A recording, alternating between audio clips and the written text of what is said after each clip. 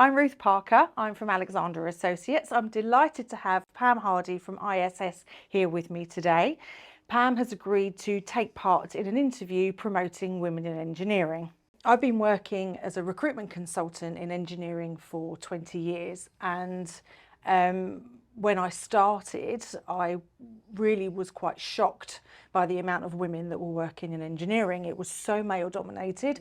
I was new to the industry, didn't really understand why. 20 years later, things have got better. I think, there are more women working in engineering, but still nowhere near enough. So these videos are our way of promoting engineering and the amazing career that it can provide for women. So I would want to ask you just a little bit about your background. So you started an apprenticeship at 17 and you started in HVAC engineering. So what was the spark? Why did you decide a HVAC apprenticeship is for me? I really wanted to do something with my hands when I left the school. My sister had went off to university and my brother had followed in the apprenticeship route. So I was really torn between the two, and I think my mum and dad's wanted me to follow my sister's path. Right. I think it was more rebellion to go and do an apprenticeship and work with my hands. So my brother had completed the same apprenticeship as I did, so Right. I joined a year later from the same company. And were you the only woman, or you were the only girl on the apprenticeship scheme, or were there others on your course? I was the only female on the tools within the company, and I was the only one on the college course as well that completed it, so it was pretty tough. Yes. We had to stay away 6 weeks at a time throughout the college as Right, well, so it was okay. kind of all day and night. Yeah. But it was a good time, and I made some real friends when I was doing that. Yeah. Did you find that being the only girl on the course, obviously there's the challenge of working with a group of men, but did you ever feel any time, oh, I don't actually know if I can do this, I don't feel welcome in this part, or was there anything that was a real challenge that you can remember? Every day.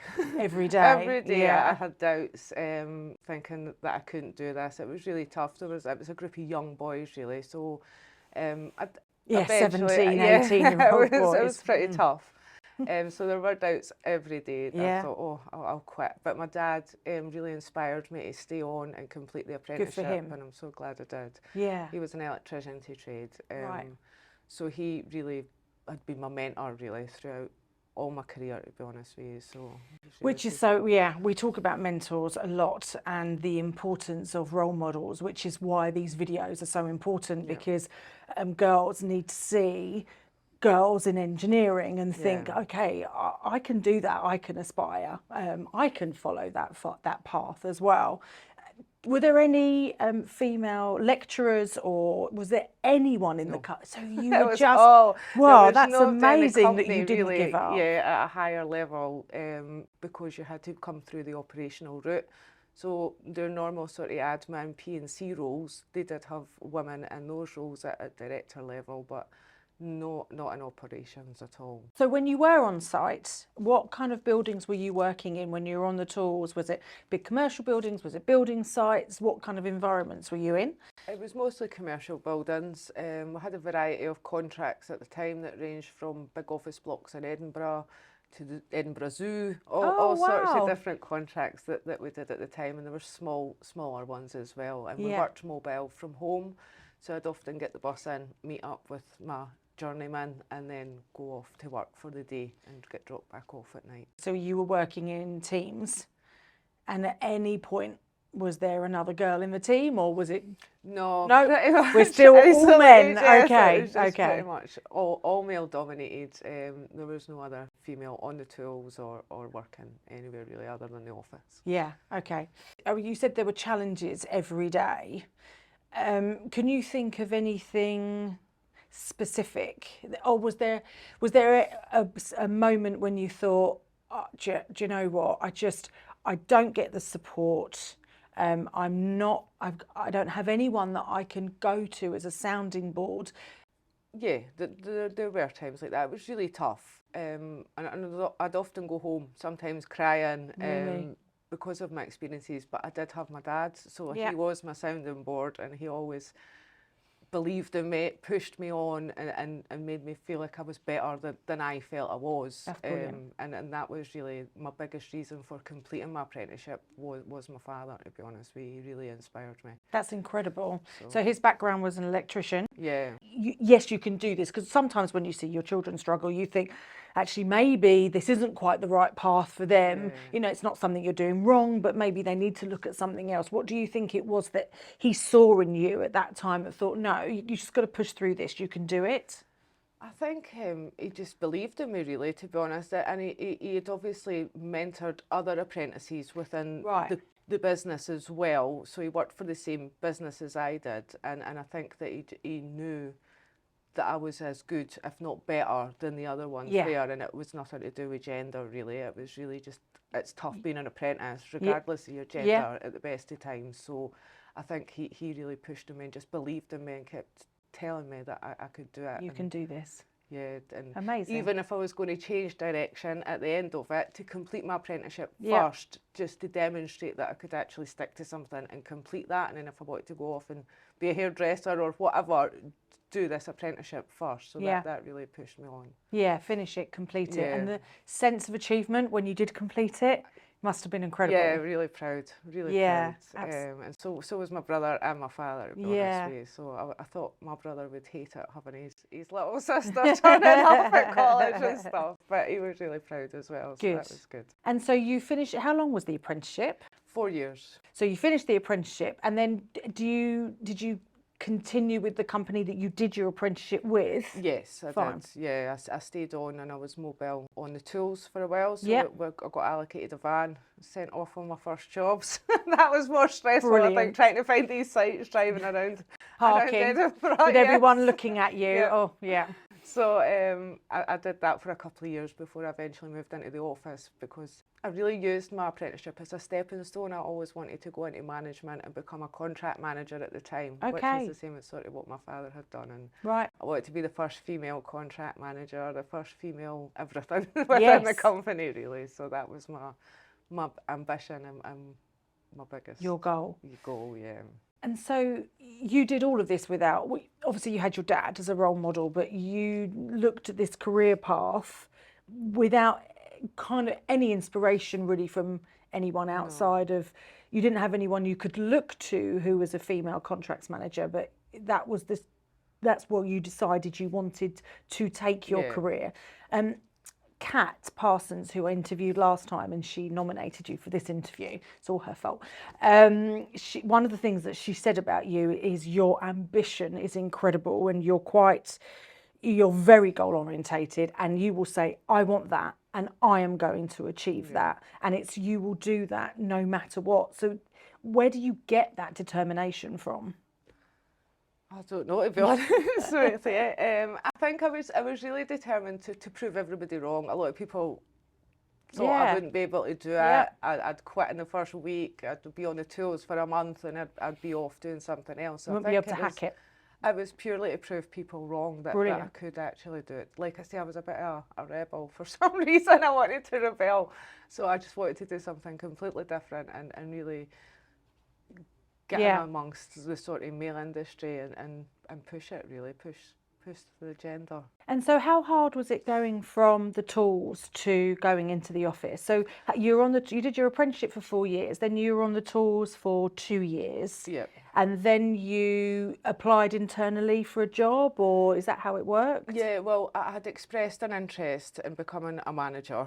And at the time, the woman that worked distributing the jobs, a job allocator, she'd went off sick. So my manager asked me if I'd like to step in and sort of get used to the office environment. So I started doing that to start with. And I found that really invaluable because I learnt the business, how we worked. I got to complete a lot of quotes and things like that. So I really used that as a stepping stone then to move up in the company. You did this trial period and then you moved into the contracts manager role at that point? I was a trainee contract manager at the time, and I moved into that role. And I did that for around a year. And then the business was going through change and they were looking for managers to manage the resource, and that was when I really got my first management job. So you moved into your management role, and that was managing people. Yeah. Were you managing any girls coming up through the business or women at that point, as it was all men No, still? it's all men. All yeah, men. Yeah. So Wow, okay. There was no females on the tools at all. And were you managing people that were older than you as well? Yeah, and people I'd previously worked with. With. So my tradesmen, I was now managing them as well. And how was that received? They were actually incredibly supportive. Brilliant. Obviously, there's always one or two Yeah. that write you off and stuff, but the people that I'd actually worked with and built a close relationship with, they were really supportive of my role and wanted to see me do well. That's so good. So you went from kind of being a rebel to actually right now, serious career, and I'm going to make this work. And so you Yeah. did the contracts manager role where you were managing people. And how long were you, so, because then you moved on again. So what was the next step for you? Where did you think, okay, I'm going to do this for this amount of time and then I'm moving on and I want to do this? Did you have that kind of plan? I did. I was very ambitious at the time, and I did want to move on. So a regional manager's job came up about a year later, and I applied for it, and I was successful within that. That's so amazing. It was a real quick, successful period over a so short is that period from of 6 time. years? Yeah. So that's from starting your apprenticeship to being a regional manager in that's 6 right. years. Yeah. That's incredible. So- And the only woman in the business at that level. Yes. Wow. Yeah, that was doing it. Yeah, that is. Yeah. That was a bit tougher. That was tougher to manage the people my peers that I'd worked alongside at management level. Right. Because I think a lot of them had wanted the role for themselves and thought as a man they're more qualified than I am to get it. Yeah, purely So that because was they're definitely male. tougher. They're more. Yeah. Yeah, they feel they're more qualified. Yeah. Yeah. So how did you cope with that? I basically just did my job as well as I could. Yeah. And I managed them as fairly as I could as well. Yeah. And my manager at the time, he was really supportive as well. So he helped me a lot as well as that. And I still had my dad that I was sounding off to as well at the time. So yeah. Yeah, he's still there helping you, Yeah. championing you, Yeah. which is so important. We talk about how it's so important that you have somebody within a business that champions you, that can support you, that can mentor you. And the reality is for most women is that has to be a man if you're in engineering, because it's so male dominated. It would be brilliant if we get to the place where everybody has a female mentor and somebody that they can look to. Has your business changed at all since you've been working in it? Are you seeing more girls to come through the apprenticeship route? Or has the business changed the way it recruits people now? Does it still take on apprenticeships? Or we're looking at that at the moment. So for my side of the business, the mobile engineering, we've got about 250 engineers, and we've got 2 women engineers at the moment that's on the tools. And part of my role is looking at taking on apprenticeships, and specifically women in apprenticeships. So that's something that I'm really working on at the moment, to try and increase the diversity and the gender balance within the team. And do you think that if it wasn't for your dad, do you think you ever would have thought about engineering? If your dad hadn't been an electrician, was there anything that your school did from careers advice point of view that talked about engineering? Oh no, I mean I took technical studies, and I was actually told I shouldn't go in and do a trade. I wasn't confident enough on the tools that we were using within that class. So I was actually talked out of it. I should follow a more academic route like my sister did. Right. So I'd done a lot of subjects the same as my sister, and I felt I was sort of becoming a clone of my sister, who's really successful and got a degree and things, but I just wanted to. That wasn't what you wanted to do. Take a totally different route, to be honest with you. Yeah. I was exactly the same at school. I was told that I should be a teacher because I was really good at English. I couldn't work with children. There was no way that is what I would have wanted for my career. But I never knew what engineering was until I started recruiting engineers. And then all of a sudden I discovered this world that is absolutely fascinating, and you don't think about engineering being all around you when you get on a train or you get on a bus or you walk into a hospital. You know, people don't think about heating and ventilation and air conditioning, and so that's the other area that we're wanting to get these videos into schools, is because otherwise how on earth do we influence a generation coming through school if they don't even know that this career choice is available to them? Yeah, completely agree. And it's not something I really thought about up until the point I had children, and I had two young girls. Up until then I was kind of like, I'm all right, I'm doing all right in my career. Yeah. I've forged myself a Yeah. path. Yeah. I didn't have any like female mentors to look up And to, I did and I've it. done Yeah, fine. yeah.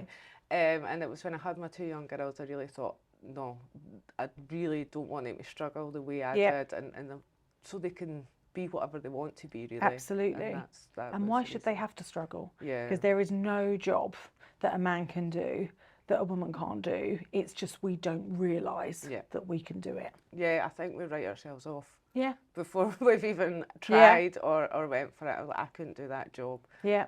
If I can do it, anybody can do it. Yeah. That way. So. Well, I honestly, your success story is incredible. So, and you've been with the same company, you've stayed with them, which is Yeah. a massive testament to them. Yeah. So it's, yeah, that's quite incredible. Yeah, I made a lot of friends, and I think ISS in particular are really focused on gender balance. Yes. and improving that and bringing people in through the industry, to be honest with you. It's one of their main goals, so I'm really Yeah. on board with that as well. Yeah, it's brilliant. Yeah. You mentioned you've got children, and I'm really curious to find out how that impacted your career. So you had, I think you said you had a son and a daughter, is that right? I've got a son and twin daughters. Wow, So, okay. yeah. Hard work. It was, Yeah. it was really. When I went off on maternity leave to have my son, I'd come back and we changed over to ISS, so Right. it was a whole new company, and Okay. a completely different contracts that we were dealing with and things on my return. Found it really, I'd only been off for 4 or 5 months, but I did find it hard to adjust coming back to work. But I did have a supportive colleague who really helped me through Okay, that, that's and good. got me up to speed with everything at Yeah. the time, so that was really good. Because going back to work after you've had a child has its own challenges anyway. I found it really challenging emotionally. You have that guilt, which, to be honest, I heard everyone talk about this mum guilt before I went back to work, and I was like, I'll be fine. And then when you do it, you go, oh, okay, so this is actually real. This is really hard. And then working in a completely male-dominated environment, going through that just must add a whole nother layer of challenge to it, because it's just not so understood by men about how it feels to be leaving your children and go back to work. So how did you cope with that? I was extremely lucky that my mum helped me a lot with Brilliant. the childcare, so I knew that Yeah. the kids were fine. I wasn't Yeah. leaving them at a nursery or with strangers or anything, so I was really lucky that way that I had my mum. So I Yeah. was obviously phoning her every 10 Yeah, minutes the yeah. first day. She's like, leave me alone. Then it got a bit longer after that. So I think I was just lucky that I had some real support around from my Yeah. family and things like that at Yeah. the time. I think the second time round when I came back from the twins, I was off for a bit longer, so I was off for a year, and that was a bit tougher. I think it gets tougher the older they get when I'm missing out on things like the school plays and things like Yeah. that if I'm travelling. So I try Yeah. and be as much as I can, but you've got to sacrifice some things as well. Yeah, so. yes, you do. I'm not sure there's that thing where you can have everything. Yeah. I never managed to have everything. I always struggled with that balance between, I was still building my career. I had my daughter and then I got my job working for Alexander Associates. And so my career was building and I had a small child, and you're trying to navigate the two. And I think I also felt I had to work harder than anybody else. Yeah. I had to work longer hours than everybody else. You just couldn't have the luxury of time, because I was looked at because I was the only working mother in the business. And that pressure, and I think a lot of it we put on ourselves, but the pressure is really is quite difficult to handle when you're trying to build your career. Do you think you missed out on career progression because of the time that you had off? Did it take you longer to get to the next step? I think it was probably myself holding. I did not go for opportunities because I felt I would have to maybe travel more, be away from the kids more, and so I think it was myself that was holding back on that. And now they're a bit older, I've obviously went and for the latest promotion because I felt that the time was kind of right. So I think it was probably myself that was holding myself back opposed to the company, if that makes sense. Yes, absolutely. But do you think that maybe if you were seeing somebody in the role, seeing somebody do it, oh, okay, they're managing to that balance, that would have made it easier? Somebody now watching you do it, they'll see how you've managed that path and how you've managed to make the role work. So it's much easier when you can see somebody else doing it first. Oh, agree. You were just the trailblazer the whole way through your career. I think it's different for women and men, as much as we'd like to say it isn't. I think women take on most of the childcare duties. So a lot of the men that I was working with would stay away all week. They'd go home at the weekends, everything would be done for them, all their housework, all their washing, everything was done. But I was trying to run a house, look after kids and work full time. It was tough, it was. Yeah.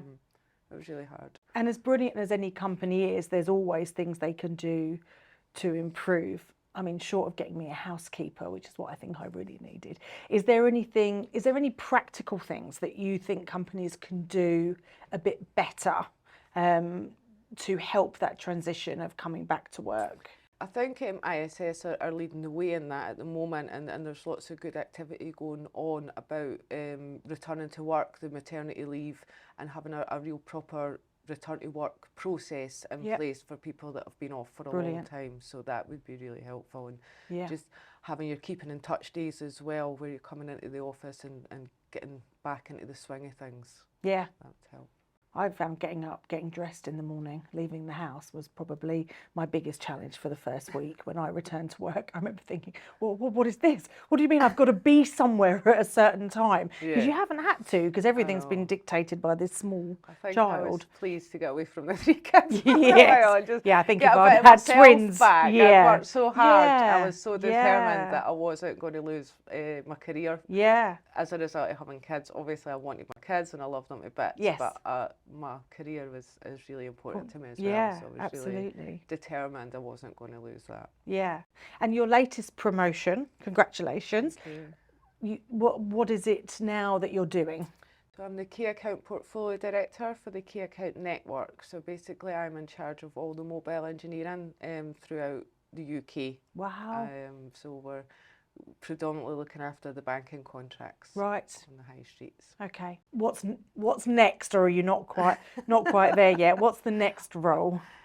I mean, I'd love to be like Liz Benison. She's a real inspiration, and I think working in ISS we've got a lot of strong women leaders. So the sky's the limit. Yeah, brilliant. And final question: if you could go back in time and sit in a room with 17, 18-year-old you, what one piece of advice would you give? Be more confident. Believe in myself more. Yeah. Because look what you can achieve when you do. Yeah, amazing. Well, thank you so much for taking the time to come and see us and give this interview. Honestly, your career is truly inspiring. I look at hundreds of CVs, and it's really inspiring what you've achieved, and to have 3 children in the mix as well. So brilliant. Thank you. Thank you.